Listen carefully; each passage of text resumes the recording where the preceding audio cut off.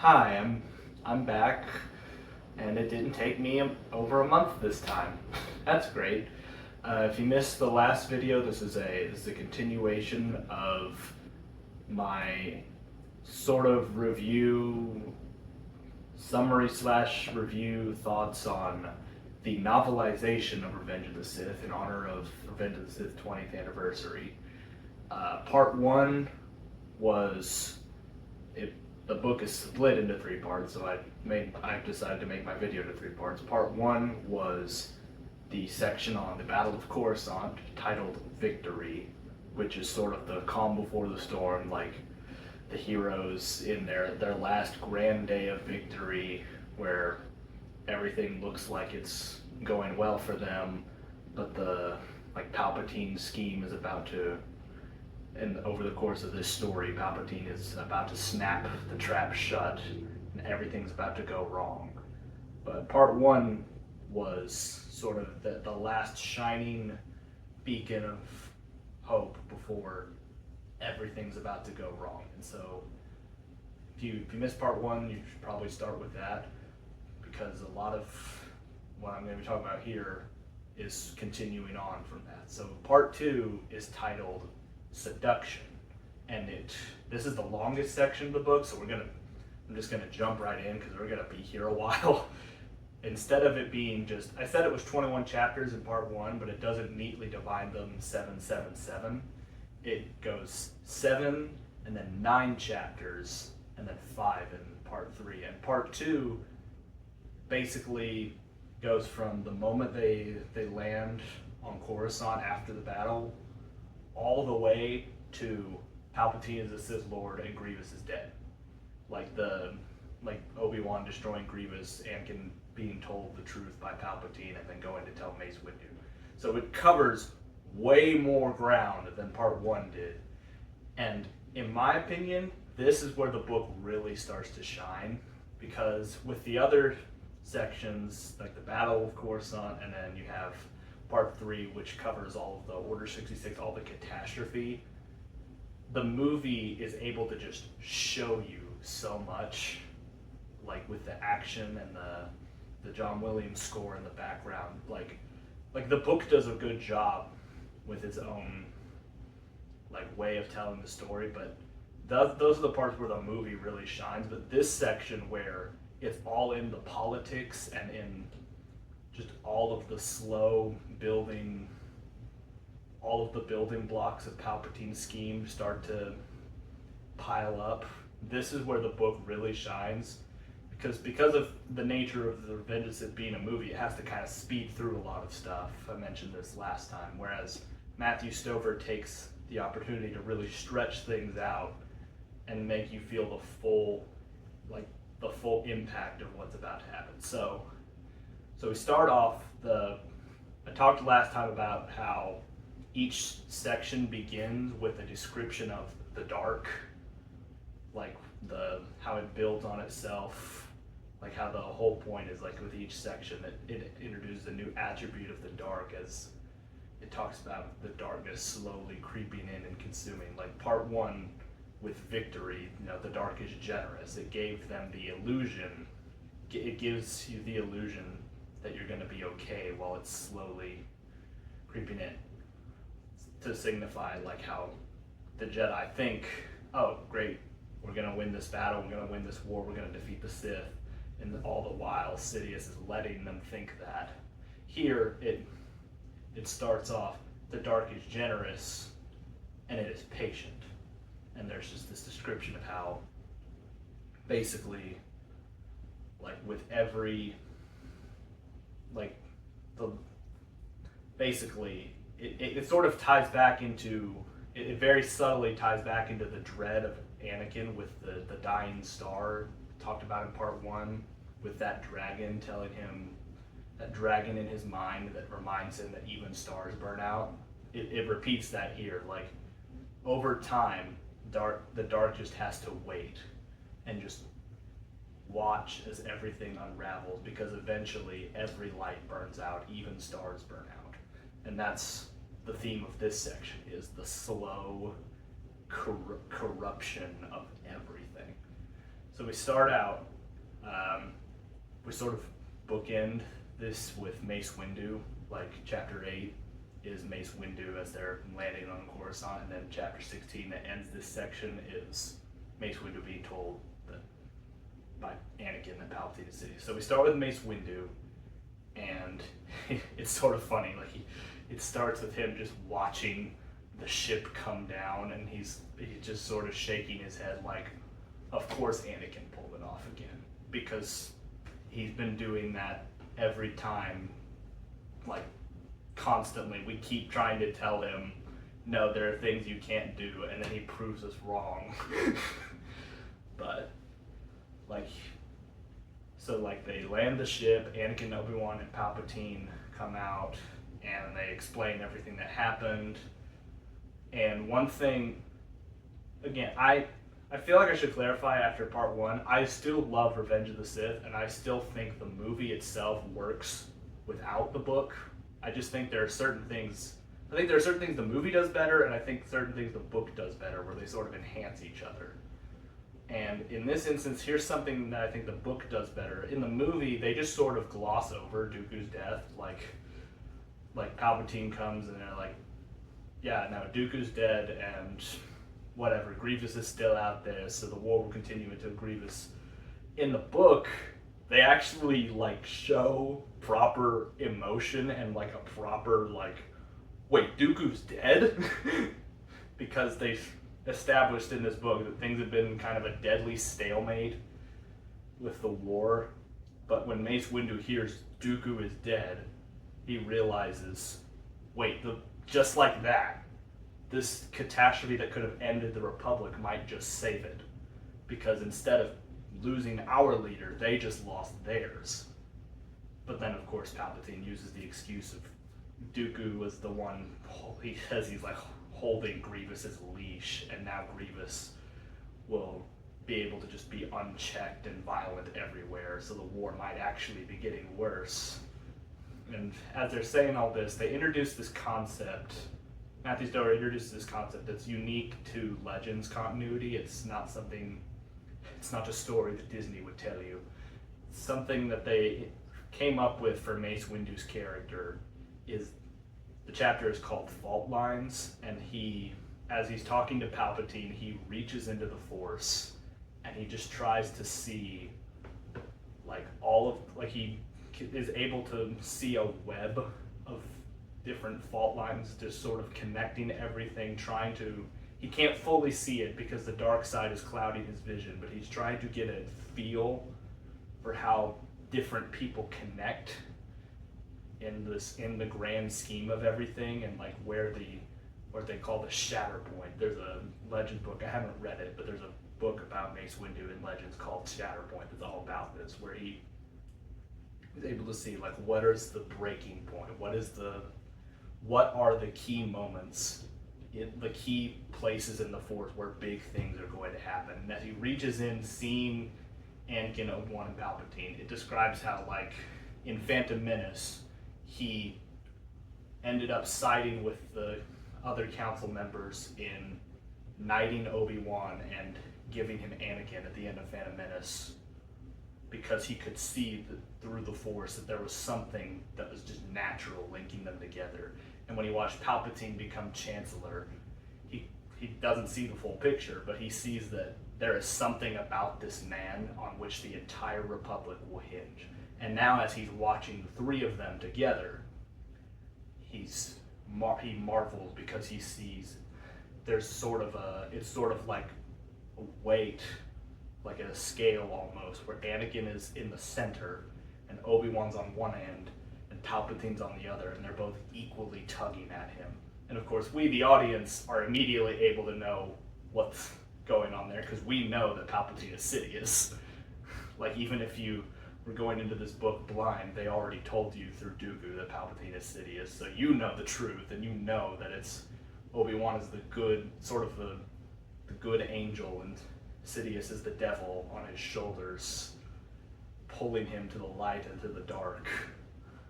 And Mace doesn't fully see that, but he sees something where Anakin is at the center of everything, and these two are tugging him in opposite directions. And then he kind of takes Obi-Wan aside and says, "So you've been gone a while, and I'm glad that Dooku's dead, but things have gotten bad. Like Sidious, like this battle that just happened. This isn't true in this is more legend stuff, but they basically established that Sidious set up the Battle of Coruscant when it happened because the Jedi had accidentally stumbled on something from Newt Gunray, like a hollow chair of information that was going to help them like figure out who Sidious was. And so Palpatine ends up sort of changing things around to make the Battle of Coruscant happen right as their investigation was going to happen. But he wasn't able to fully stop it. And so the Jedi have been able to figure out that Sidious is somewhere in Palpatine's inner circle. They don't know that it's Palpatine, and they actually, Mace says, Palpatine already rules the galaxy, so we've ruled him out. Which is the irony, they're so close, but they missed like the key thing. But in fairness, like, why would Sidious be that obvious? But like it lends credence to like they finally are like, wait, Dooku was telling the truth. There was a Dark Lord who's been in the Senate this whole time. Oh no. And so like that sets up how like the rest of this section is sort of going to be the Jedi trying to, everything that the Jedi do from this point on is based on that information. So when they're about to send Anakin to spy on Palpatine, they don't trust Palpatine either, but they see Palpatine as a pawn of the greater Dark Lord, like he's a puppet. And they don't realize that they're one and the same. But anyway, so that's all happening. Anakin goes off, and Anakin and want to have their little exchange from the movie before Obi-Wan goes to talk with Mace, like the whole like, this is all your idea, and like you were the hero, yada yada. And then Anakin goes off to see Padme. There's a sort of funny but also really troubling thing here where like he asks 3PO where she is, and he's like, well, officially she's really busy, and Anakin immediately gets like mad and like, I hate the Senate and I should just go down there right now. Wait, oh, officially and unofficially? And 3PO's like, well, unofficially she's right over there. It's funny, but it's also like, man, like it reminds you like Anakin is really really messed up. He as soon as he just calms down and thinks it was okay, but like the fact that he immediately keeps jumping to the worst possible conclusion. Anyway, so then chapter 9 is Padme, and they do the same thing from part 1, but they did with Obi-Wan, Anakin, Dooku, and Grievous, where they do this is Padme Amidala. And this is one part where there's some strength to it, but also, like, I get what they're going for here, but it's also really weird. They described Padme like she was the queen from Phantom Menace. She is a senator. She is the ideal person within the Senate, doing all these things, who is selfless and righteous and all these things. But they aren't the true her, and the true her is just that she is Anakin's wife. And like I think what it's going for is that like before she met Anakin, she didn't live for herself. She was so caught up in the politics game and in trying to do everything for other people that she forgot how to live. And Anakin was the way in which she was able to live, which that's like, I sort of get that, but then the way it's worded feels weird, because it's like her entire identity is her being defined by the man in her life, and that just seems really odd. And then of course it goes into like she's panicking, like it goes into all the reasons why she loves him, and like she isn't like completely idiotic. Like, she sees the fault in him. She knows that his anger gets the best of him, but it's also why he's the only Jedi she could love, because he wears his emotions on his sleeve. She sees it as his great strength and great weakness, that he is much more honest about who he is and who he wants to be, and that's great, but also maybe chill out. It describes it as like I think it was like, it's like a tiger who has come up against her and like calmed. It's like I get the image of like Jasmine and Raja from Aladdin, kind of. That's sort of the image they're giving you there. But now she's panicking because while he's been away at war, their world has fallen apart, because now she is not just Anakin's wife, she is the mother of his unborn child. And then like they go through everything. Like, Anakin learns that he has a child, and they do all the stuff from the movie. Like, he tries to play it off like nothing, and then it cuts to him at night with the first nightmare. He wakes up in a panic, and she's like, maybe we could tell Obi-Wan. It goes through all that stuff, you know.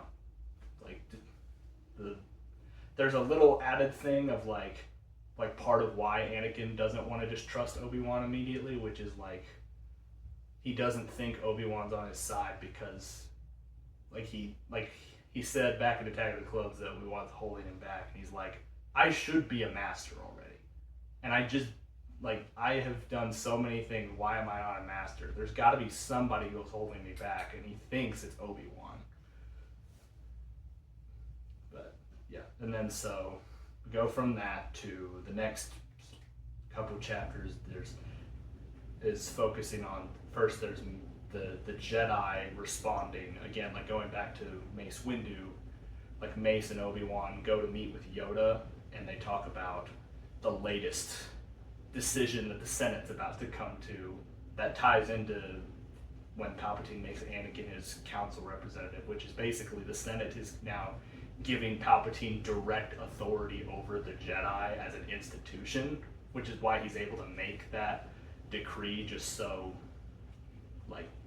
off the cuff like that, just whatever, like it's nothing. Like, the movie doesn't really have time to go through all that, but the book takes its opportunity to explain like how Palpatine gets that authority. It's right in this moment when he needs it for this phase of the plan. And Yoda and Mace have this sort of back and forth of like Yoda saying like, we need to be caught, like we need to wait, the Sith already have the advantage, we can't just do things. And Mace is like, no, we need to do something right now because this is bad. And Obi-Wan, being, you know, the negotiator, finds the middle ground and says, let's just focus on getting rid of Grievous. Let's put all of our resources into finding Grievous, because that's what Palpatine said would end the war. We will do that, and if we do that, and Sidious wants this war to keep going, he will, like, that'll open him up. Like, he knows that if we put everything on Grievous, that Grievous won't hide for long, and we can corner him and end it. So Sidious will be desperate to act to keep the war going. He's wrong, of course, because as we know, like, Sidious is actually wanting the war to end soon, but it's his way of trying to find a middle ground. And meanwhile, you have Anakin and Palpatine, like Palpatine taking this opportunity to like give Anakin exactly what he wants, and they sort of add another layer to why Anakin's anger happens when they make him on the council but not given the rank of master. I think the way the movie does it still makes sense on its own, because there's been this like trend with Anakin in the prequels where he keeps feeling like because he's the chosen one and because he has this power that he's entitled to certain things. Like in Attack of the Clones, he constantly talks about Obi-Wan holding him back and how he doesn't think people trust him, and he has all of this ambition. And so when the council snuffs him again when he's been through a war, just took out Dooku, like, he feels like he should be given some kind of reward. So I think the movie worked, but what the book does is it adds this extra layer to it where it says there are certain sections of the Jedi Temple with holocrons that only a Jedi Master can access. And with him just having that dream, like, he's thinking, if I could just go in there and I could just see all the secrets that the Jedi have to offer, maybe there's something there I'm missing. And so, obviously, that does not happen. But so you have, like, chapter 10 is all of that, like the conversation between the three Jedi. It has the little bit where Anakin goes to Yoda and just sort of brushes him off. Although he does give Yoda a little credit because, like, he knows Yoda's, like, super busy, and so he's shocked that Yoda even gave him time at all because there are just so many other things on Yoda's mind. So he gives Yoda, like, the tiniest bit of credit, but he still just brushes him off, like, oh, I heard this, like, let the attachment, I've heard it a million times, shut up, you don't know anything, you're only, the wisest and smartest person to ever live, shut up. And then chapter ends with Palpatine giving him, like, telling him he's going to appoint him. And so the next chapter is continuing on from that, where you have, they extend the council meeting out, so before Anakin walks in, you get a fuller picture of the plan that the council has that they think will draw out Sidious. And, like, an explanation for why did Yoda just randomly go to Kashyyyk. It's because they're trying to draw Sidious out. They want to make Sidious... They send Obi-Wan to go get Grievous because they trust that Obi-Wan is the one who can beat him. That he can, like, he is the best suited to beat Grievous. But they also send Yoda out because Yoda, being the head of the Jedi and being, the best ever because he's Yoda, him not being present will make Sidious, like Obi-Wan leaving will sort of draw him out, and Yoda being gone will make him feel more comfortable with drawing himself out. And then that will still leave Anakin to do his spy work and figure out who Sidious is, and it leaves Anakin and Mace and all of the other powerhouse Jedi there in case Sidious tries something. So, like, and again, like, they think they're being really clever with this, but yeah, Yoda going out to Kashyyyk is exactly what Sidious wants. Obi-Wan going to fight Grievous is exactly what he wants. It plays into how, like, the big theme of this section is no matter what anyone tries, it plays right into his hand. And, like, case in point, at the same time this is going on, there's a subplot that the movie wanted to include, but it didn't have the time, so it's relegated to deleted scenes, but it's sort of the earliest crumbs of the coming Rebel Alliance in the original trilogy, because Bail Organa and Mon Mothma get together. They get together with some of the other good politicians, including Padme, to sort of, at this point, they just want to see what they can do with the war about to end soon. And Palpatine's, like, constant gaining more and more executive power. Can we form we can't get a majority. Like, the Senate is fully in his pocket right now, but can we get enough voices going where we can show that, like, the universe doesn't just belong to him? Can we still preserve democracy before he makes himself a dictator?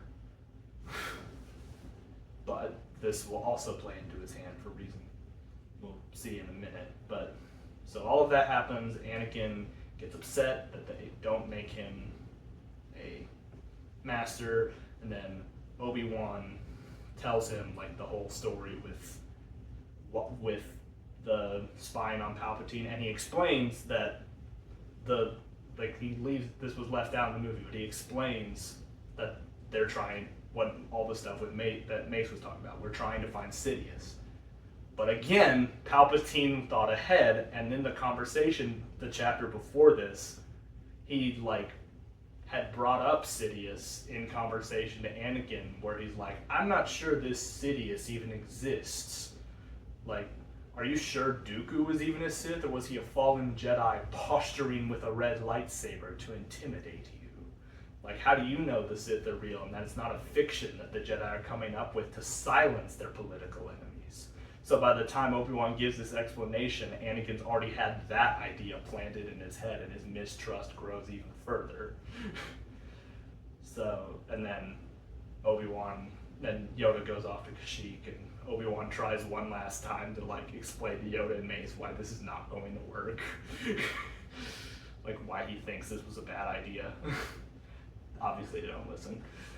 But then you get into chapter 12, which has the famous Darth Plagueis, and the chapter is very appropriately titled Not from a Jedi, because up until this point, like with trying to become a master and trying to get the council to appreciate him, Anakin has been thinking, what can the Jedi give me?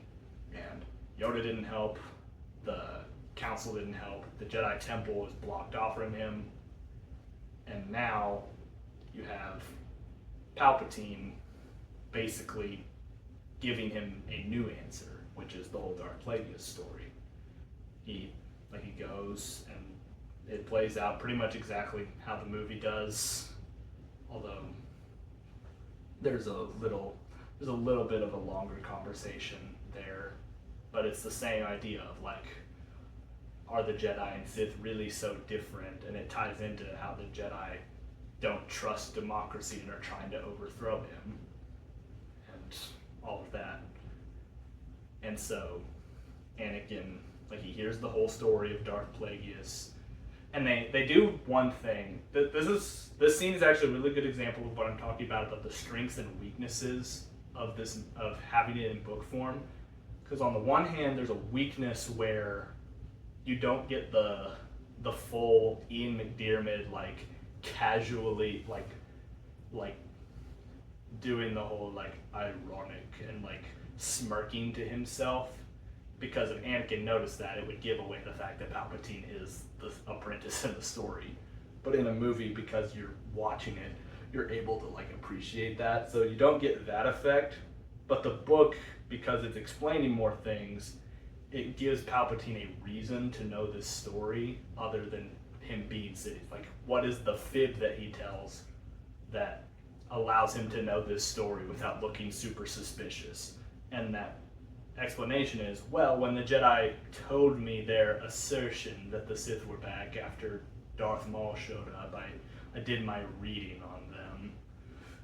And that's how he knows the story. But so then Anakin hears this and starts to think, maybe I don't need what the Jedi have to offer. Maybe if I start looking for myself and for this power within myself, that's exactly what Palpatine wants. And then there's a conversation in the next chapter between Obi-Wan and Padme as Obi-Wan's going to go to Utapau to fight Grievous. It's referenced in the movie because there's like Anakin goes by later and is like, was Obi-Wan here? And she's like, yeah, he was here trying to talk about you. And this actually gets to show that conversation where basically Obi-Wan just lays it out and just is completely honest with Padme. He's like, yeah, there's tension going on between us. There's all this stuff that he's wrapped up in. And also, I'm not stupid. I know that you two are kind of a thing because I have eyes. Like, you've tried to hide it, but you can't. You physically can't. Like, even like Anakin, again, he wears his emotions on his sleeve, and you, as good as you are in the Senate with all of your politics, the second anyone even mentioned his name, you cannot help but light up. And that's why I'm telling you about the trouble Anakin's in, because I'm about to be going away for a while, and I need somebody here who can help him. And it's so sad. Because if they would just if they had just been completely honest with each other and Anakin had told Obi-Wan what was going on, if there was just that little bit of extra trust, we could get past this. But this is, once again, Palpatine hears about this and immediately uses it against them, because he makes it seem like in the following chapter, like as Padme is continuing to meet with these other senators and trying to form something, like form this coalition against Palpatine, Palpatine uses that and the fact that Obi-Wan was at her apartment at an unseemly hour to make Anakin come to the worst possible conclusion, which is that these senators are part of the Jedi's conspiracy, and also Obi-Wan and Padme are together and have been sneaking around behind your back to overthrow me. And he plays it off as like, well, this is all just idle Senate gossip. It might not be true, but I need you to be prepared just in case it is. and so you have all that, and Anakin goes like to her apartment later, and like when they have the conversation in the movie where they start to have their tension, he senses in the Force, wait, there have been other people here. Wait, Obi-Wan was here.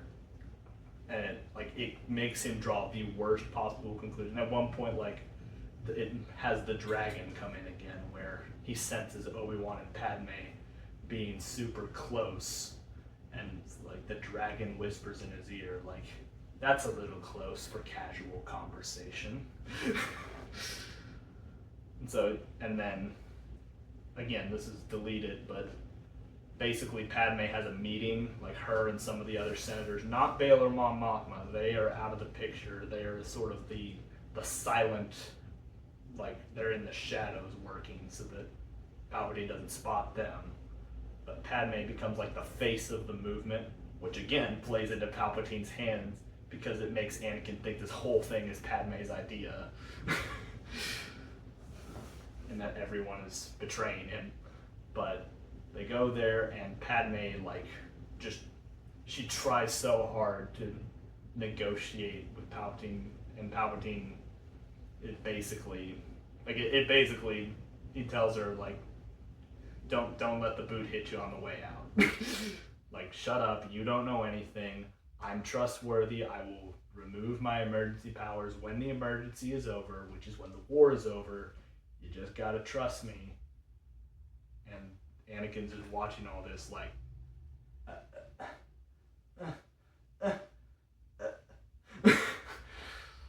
And then we get to chapter 15, the death on Utapau, which is one of the longest chapters and also possibly the best in the whole book, because it's the part in the movie where it cuts between Obi-Wan and Grievous' fight and the revelation that Palpatine is Sidious.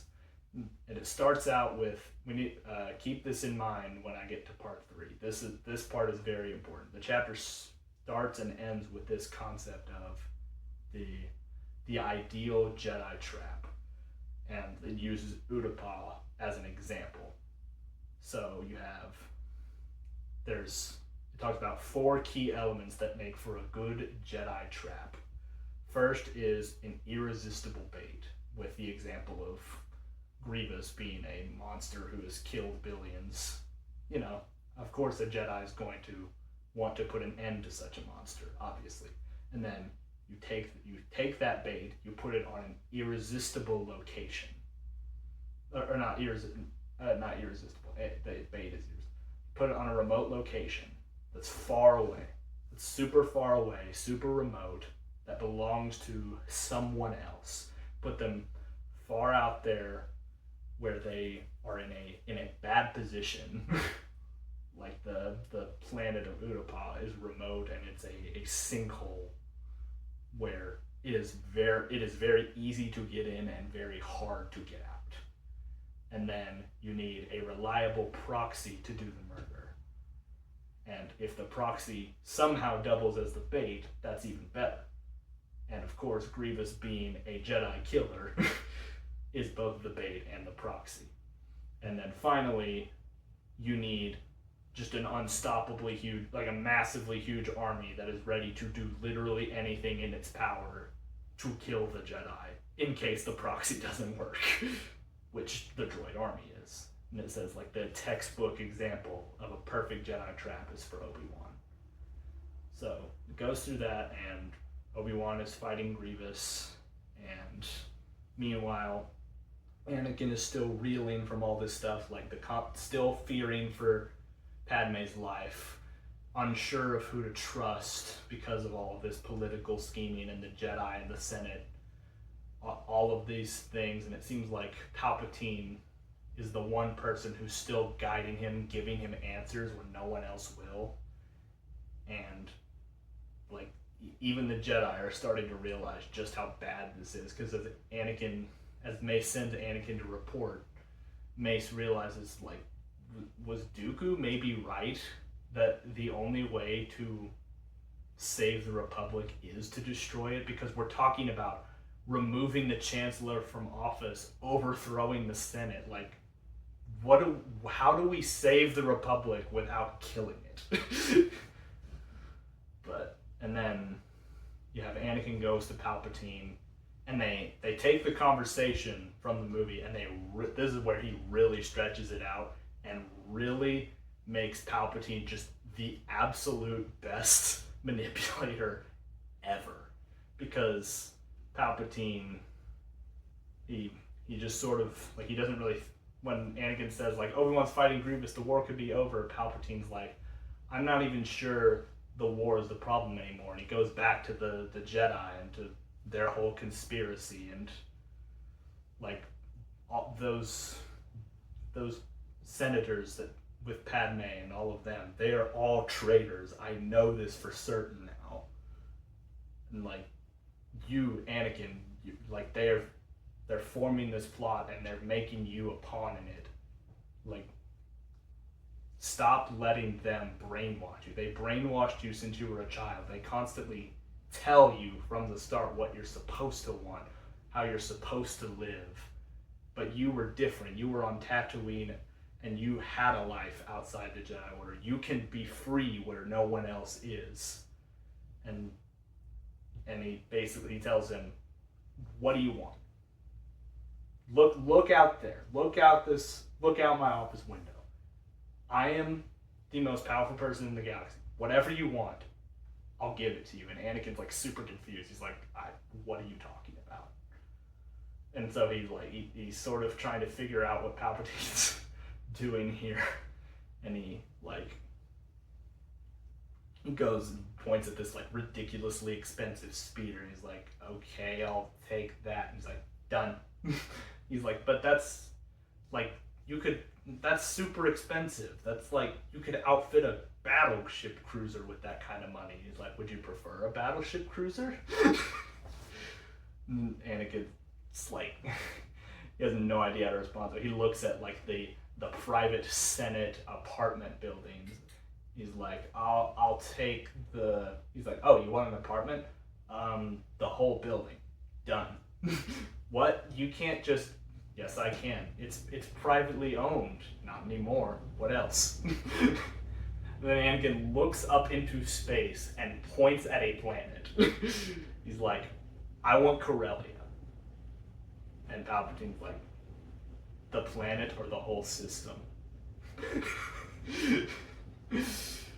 And then Anakin's like, what if I sided with Padme? What if I wanted the war, this galaxy-wide war that has devastated so many people? What if I asked you to end it right now?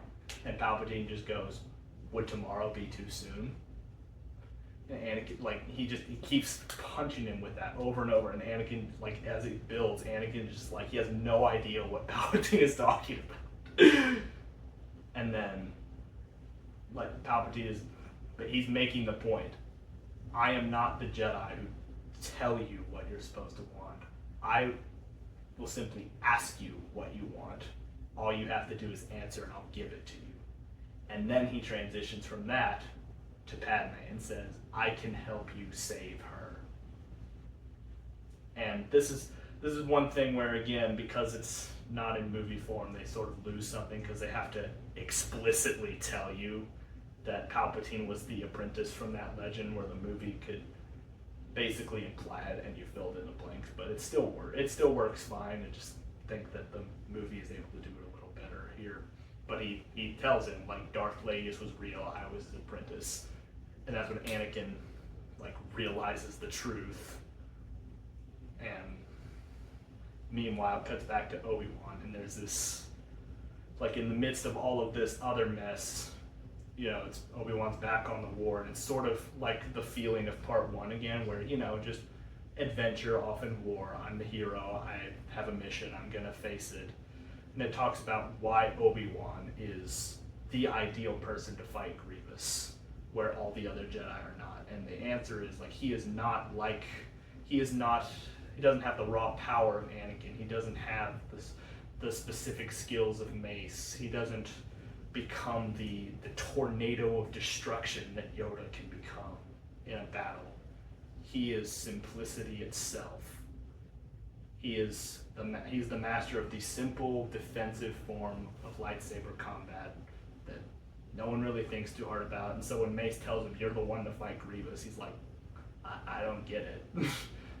But Mace says, like, my style of fighting didn't work for Grievous. He was able to adapt to it. But you, with that simple defensive form, you are the master of that. You, by simply being you, Grievous cannot touch you. And it's like, well, faced with the overwhelming, like something along the lines of, like, and so faced with the annihilating energy of Grievous, Obi-Wan simply is who he is. And meanwhile, it's like Obi-Wan's having a grand old time. Meanwhile, Anakin is suffering. And this is where I talked in part one how each part has a moment where it puts you in the shoes of Anakin. Like, this is how it feels to be Anakin Skywalker. First time it was for now, where it's this moment of levity, this moment of it's gonna be great. Now it's this moment of shock of right when everything else was spiraling out of control,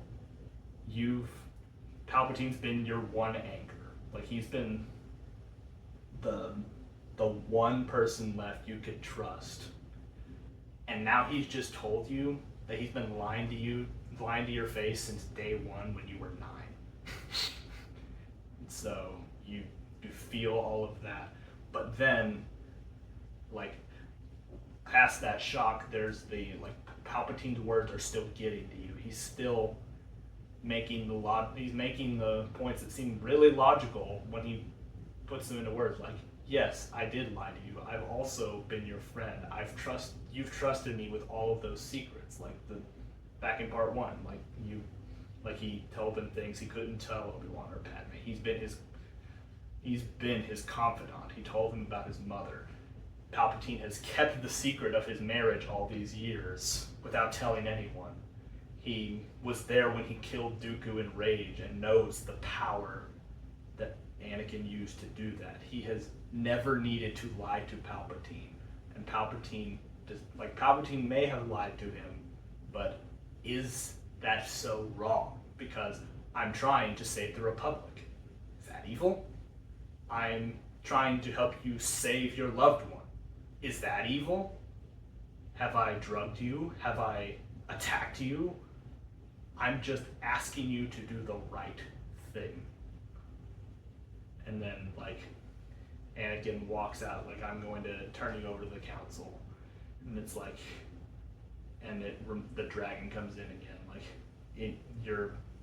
In your head, the dragon whispers, all things die. This is how it feels to be Anakin Skywalker right now. And then it cuts back to Obi-Wan fighting Grievous, and this is, again, the action parts of the book don't really grab me, but they make up for it by focusing more on the characters and the emotion going on. Again, describing Obi-Wan earlier in that way of why he's the one who can defeat Grievous. And then it goes through, Obi-Wan defeats him, and it ends the chapter going back to the thing about the ideal Jedi trap, because Grievous is dead, Obi-Wan has won, so you're thinking, oh, well, the trap failed, right? No. Because they didn't say that those 4 elements were the only elements of a Jedi trap. It just listed them off. But now, like it says, as was said, the textbook example of a Jedi trap was found on Utapau.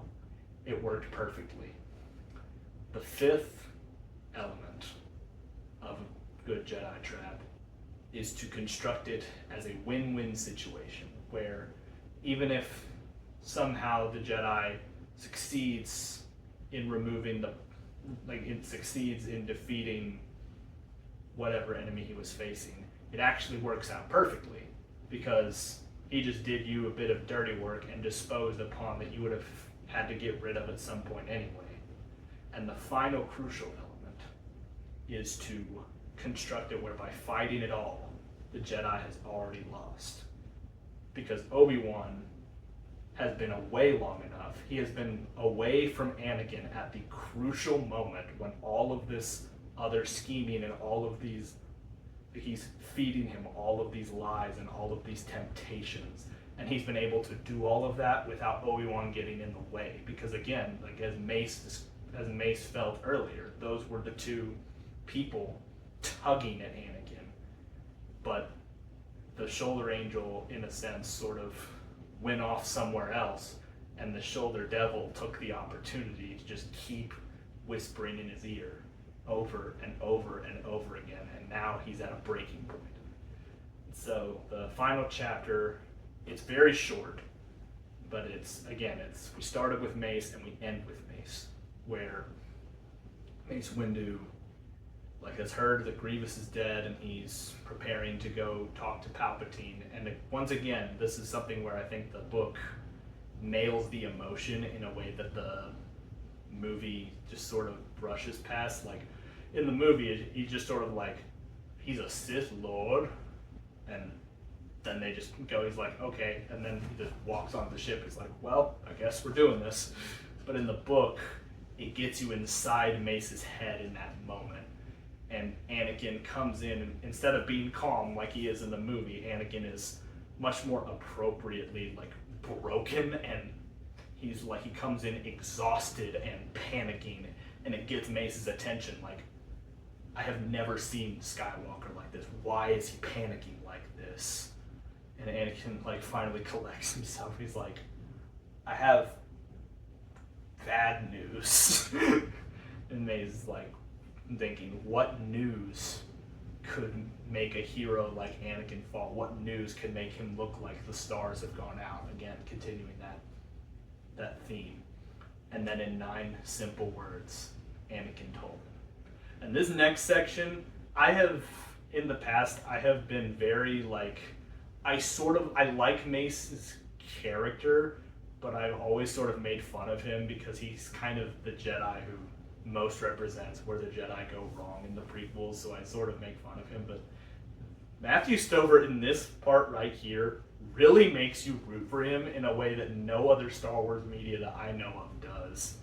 Because it says this is the moment that defines Mace Windu.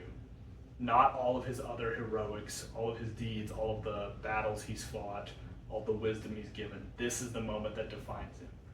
Because Mace, too, has a secret attachment. He loves the Republic.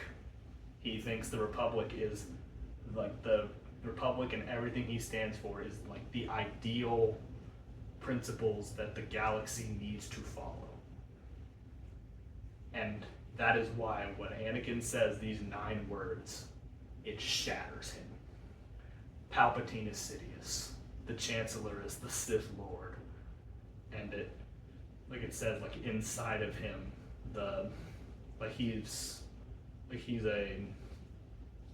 it describes him as stone, that stone completely breaking and sand into sand and being completely shattered, because it means that everything he's done across the last 13 years, everything that the Jedi have fought for, all the people who have died in this terrible war over the last 3 years, and all of their efforts have been for nothing because the Republic has already fallen. And Corpse is being is being defended by a Jedi Order that is now directly under the control of a Darth Lord of the Sith. Like, it completely shatters him, but only for a minute. Like he lets it all sink in, and inside it breaks him. But then it says, but because he is Mace Windu, his face remains unchanged. Because he is Mace Windu, the man of sand becomes stone once more. Like he doesn't let it show on the outside. He collects himself. He lets it on the inside. It hurts. It crushes him, but he doesn't let it consume him. He says, "No, I can still stop this. If I go there right now," because I established earlier with this conversation with Yoda that he's like a man of, we need to do things right now before things get worse, which leads to his downfall, as we'll see in part 3. Like, it leads to his downfall because he rushes in a very not Jedi way, like very impatient, but it's because of that love for the Republic and his desire to save it while he still has a chance. And so he tells it, like, and also it sort of justifies why he doesn't bring Anakin along, even though Anakin's the chosen one. It's like it says he weighs it in his mind, like the risk of fighting a Dark Lord without the chosen one versus the risk of a chosen one consumed by fear. And so he says, "No, Anakin, you've done your part. Just step away, we'll take care of it," because he's afraid of what'll happen with Anakin's emotional turmoil. He's like, let's keep Anakin out of this. He's done his part. He has exposed the truth. And then it describes him calling Yoda and telling him what's, like, it doesn't have any dialogue. It just describes, like, the two of them in communion know it. They finally know the truth. And part 2 ends with them united. Like, it says blue, like the hologram, blue ghost to blue ghost. They decide to take it back. And that's where part 2 ends, with this, like, everything, all the pieces are laid out. The Clone Wars is coming to an end. Palpatine has asserted more and more authority, and Anakin is at the breaking point where he is about to make the worst decision of his life, and the Jedi are about to mount their last desperate attempt to stop everything before it all goes wrong. So I'll see you in part 3, where everything continues to go horribly wrong.